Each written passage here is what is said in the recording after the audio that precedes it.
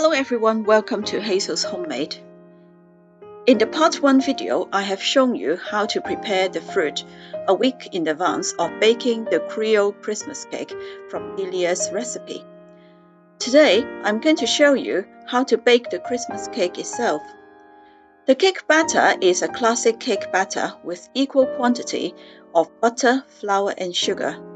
It takes 3 hours to bake and it needs to be cooled completely before wrapped and stored away for a month to mature. In the original recipe, it is baked for 4 hours, but I found it a bit dried, so I only bake it for 3 hours. I will post the final video, which is part 3, on the 22nd of December to show you how to decorate the cake. Hope you enjoyed the video. Please comment, like and share the video and subscribe to my channel. Let's go!